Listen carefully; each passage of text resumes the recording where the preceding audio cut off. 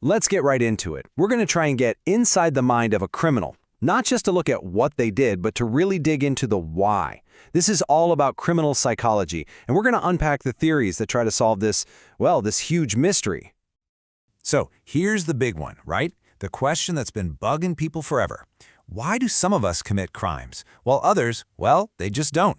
What's the real difference? What makes one person turn left and another turn right? To find the answers, psychologists don't look for some single magic bullet. It's just not that simple. Instead, you got to think of it like a giant puzzle. They're looking for clues, right? Clues that are hidden in our behavior, our personalities, and, the environment we're in. All right, so let's jump into our first big theory. And it poses a really interesting question.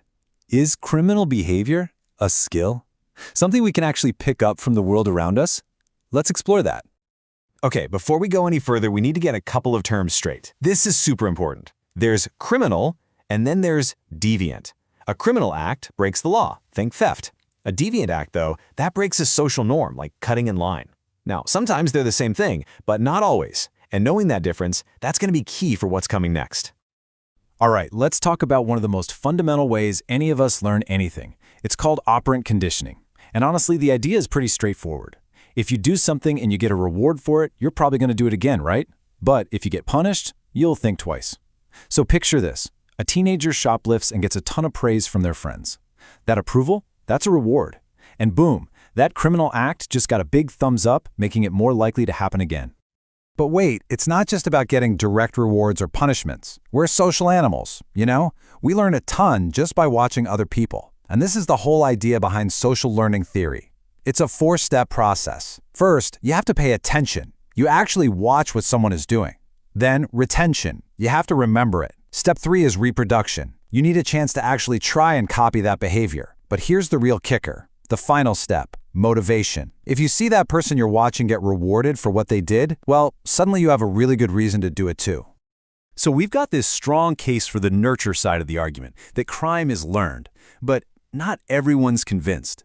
There's another whole school of thought that says, hang on a second, maybe the clues aren't out there in the world. Maybe they're inside us.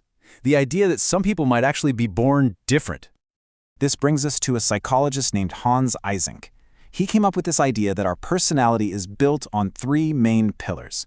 He called it the PEN model, P-E-N. The P stands for psychoticism.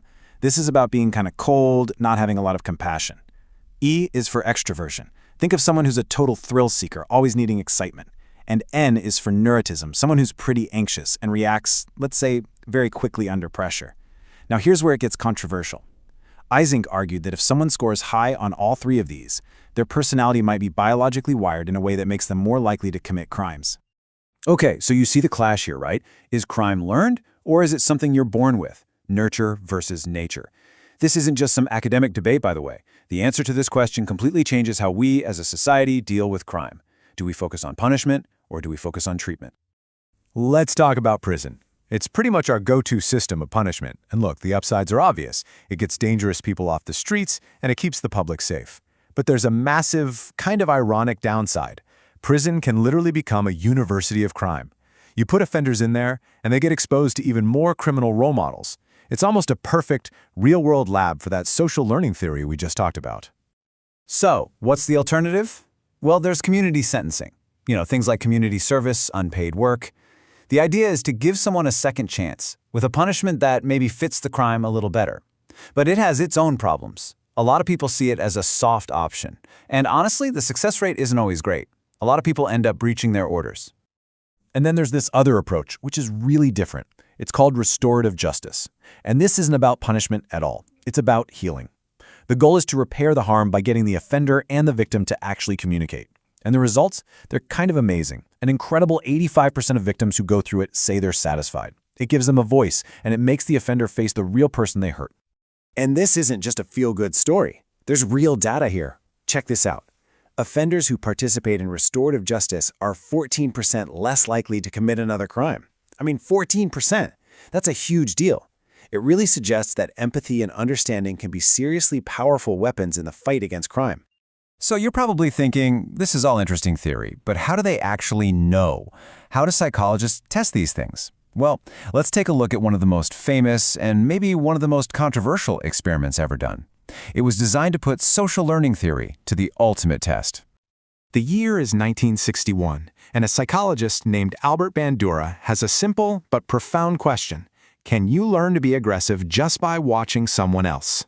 He had a hunch that you don't need a reward, you don't need punishment, all you need is a pair of eyes. So here's how he set it up. It's pretty clever. He took a bunch of young kids and split them up. One group gets to watch an adult in a room just go to town on this inflatable clown doll called a Bobo doll, hitting it, kicking it, the whole deal. The other group, they just saw an adult playing peacefully.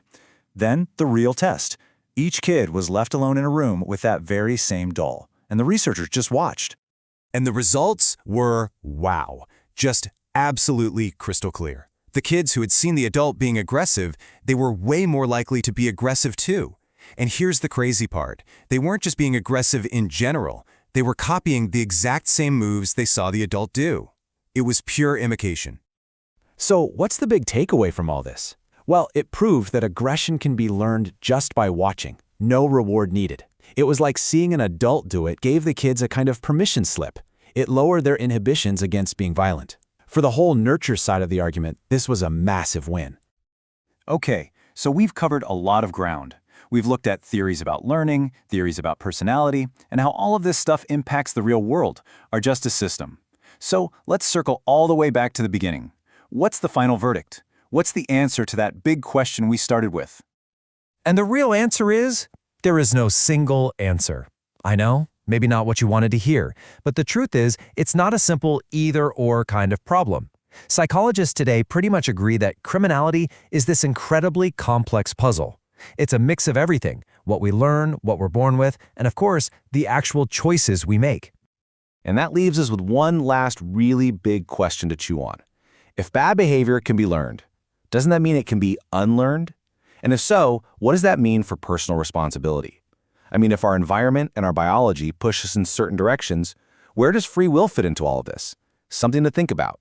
Thanks so much for joining me on this.